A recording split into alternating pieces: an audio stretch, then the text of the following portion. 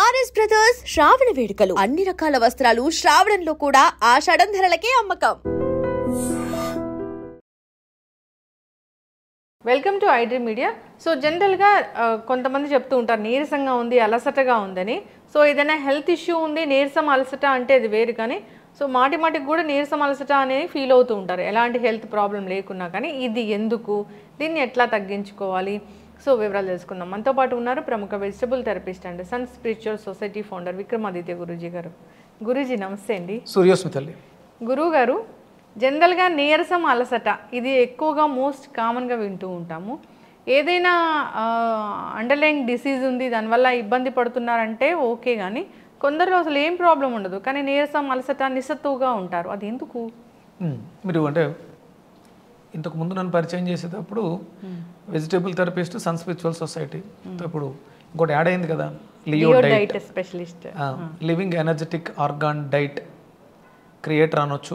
దాన్ని బయటికి తీసాం కాబట్టి అదే దాంట్లో ప్రమాణం ఏంటి అంటే లుక్ యంగర్ లివ్ లాంగర్, అందంగా కనిపిస్తూ ఎక్కువ రోజులు లాంగ్విటీతో బ్రతకడానికి కావాల్సినటువంటి అద్భుతమైనటువంటి diet Leo diet, ancient Vedic Indian diet. ప్రపంచంలో వస్తున్నటువంటి అనేక రకాల సమస్యలకి డైటే ప్రధానం. అలాంటి ఎక్కడ ఏ ప్రాంతానికి తగ్గట్టుగా ఆ ప్రాంతానికి ఈ డైట్ అన్వయించుకోవచ్చు. అందుకని యాన్సెంట్ వేదిక్ ఇండియన్ డైట్. ఇండియాలో మళ్ళీ మనం డిఫరెంట్ ప్లేసెస్ మారుతాం. అదే అవుట్ ఆఫ్ కంట్రీకి వెళ్తే ancient Vedic American diet, western diet మార్చుకోవచ్చు. ఇది Leo living energetic organ diet. దీంట్లో ఇప్పుడు మీరు అడిగిన ప్రశ్న నిస్సత్తువ, నీరసం, లేకపోతే ఏదైనా పని చేయాలంటే చేయలేకపోవడం, కాసేపు విశ్రాంతి తీసుకోవడం. దీన్ని మనం ఒక రకంగా చెప్పాలంటే మన్ను తిన్న పాము అంటాం. అలాగే అంటే ఆయుర్వేద శాస్త్రం చెప్తూ ఉంటుంది ఇవన్నీ కూడా. ఈ కదలిక లేకుండా ఉండడం, చేద్దాంలే పోస్ట్పోన్మెంట్ మెంటాలిటీ. అంటే దీన్ని ఒక రకంగా చెప్పాలంటే బ్రెయిన్ ఫాగ్. ఆక్సిజన్ సప్లై సరిగ్గా లేనప్పుడు మనం అక్కడ నుంచి కదలలేం, కదలికలు తగ్గిపోతాయి, శారీరక కదలికలు తగ్గిపోతాయి. దీంట్లో ప్రధానమైనటువంటి కారణం మనసు చాలా ఇబ్బందిగా ఉంది. అది మనకి కనపడదు. మీకు డయాగ్నోస్ చేస్తే రోగాలు ఏమి టెస్టులు అక్కడ దొరకవు, కానీ నీరసంగా ఉంటుంది. నాకు చాలా మంది చెప్పారు ఆ ప్రాబ్లం ఉందని. అంటే నీరసంగా ఉన్నప్పుడు మనం బ్లడ్ టెస్ట్ చేస్తే లో బీపీ అంటారు. ప్రతిదానికి భయపడిపోవటం, ఒక ఫియర్ ఫోబియాతో బాధపడుతూ ఉంటారు. ఏదైనా సడన్గా వినకూడనివి విన్నప్పుడు ఈ పరిస్థితి సడన్గా కూలబడిపోవడం, అక్కడ నుంచి కదలలేకపోవడం. అంటే ఇక్కడ ప్రధానంగా ఏంటి అంటే మన లియో డైట్లో మనసు చెడిపోయింది కాబట్టి శరీరం పాడైపోతూ ఉంటుంది. దీంట్లో మనం మన డైట్లో ముఖ్యంగా చేర్చుకోవాల్సింది ఏంటి అంటే గాలి వెలుతురు ధారాళంగా ఉన్నటువంటి ప్రాంతాల్లో నివసించడం. కార్బన్ డైఆక్సైడ్ ఎక్కువగా ఉన్న చోట మనిషి నిస్సత్తుగా ఉంటాడు. అంటే ఆక్సిజన్ ఫ్లో ఉండదు, కార్బన్ డైఆక్సైడ్. అది ఒక రకంగా సెటిల్డ్గా ఒక చోట ఉండడం. అంటే ధ్యానం ఎందుకు చేస్తారు అంటే పరిగెడుతున్నటువంటి ఆలోచనలు నిలువరించడానికి. అలాంటి పరిస్థితులలో ఇది పనిచేస్తుంది. కార్బన్ డైఆక్సైడ్ అనేది మిమ్మల్ని స్టిల్నెస్కి తీసుకొస్తుంది. మన ఆలోచనలు పరిగెట్టవు, స్లో అయిపోతాయి. కార్బన్ డైఆక్సైడ్ ఎక్కువ ఒక్కొక్క రకంగా సాధకులకి కొన్ని రకాలుగా మంచిది. ఎందుకంటే శ్వాసని బంధించినప్పుడు లోపల ఉండిపోతుంది, అది ఫ్లో లేనప్పుడు ఆలోచనలు ఏమి ఉండవు, నిశ్చలంగా ఉంటాయి. ఇది మంచిది. కానీ సంసారంలో ఉంటూ ఇంట్లో పనులు చేసుకునే వాళ్ళకి ఈ స్థితి ఉంటే చాలా ఇబ్బందిగా ఉంటుంది. అంటే వాళ్ళ ఊపిరితిత్తులలో బరువు ఎక్కువగా ఉంది, కార్బన్స్ ఎక్కువగా ఉన్నాయి, ఆక్సిజన్ సరిగా సప్లై రావట్లేదు. అది సరిగా రావట్లేదు కాబట్టి బ్రెయిన్కి ఆక్సిజన్ వెళ్ళకపోవడం వల్ల పోస్ట్పోన్మెంట్, చేద్దాం కాసేపు విశ్రాంతి తీసుకుందాం, అలసట ఎక్కువ వచ్చేస్తూ ఉంటుంది. ఇక్కడ బ్లడ్లో ఆక్సిజన్ లేకపోవడం ఒక కారణం అవుతుంది, క్వాలిటీ ఆఫ్ బ్లడ్ లేకపోవడం అవుతుంది. అంటే ఇందులో రకాలు ఉన్నాయని చెప్పాను కదా. ఏదైనా వినకూడదు విన్నప్పుడు సడన్గా నీరసించిపోతుంది. ఇది ఇమీడియట్గా కిడ్నీ మీద ప్రభావాన్ని చూపిస్తుంది. మనం విన్నాం చెవితో, ఒక దుర్వార్తను విన్న వెంటనే ఇది కిడ్నీకి ట్రాన్స్ఫర్ అవుతుంది.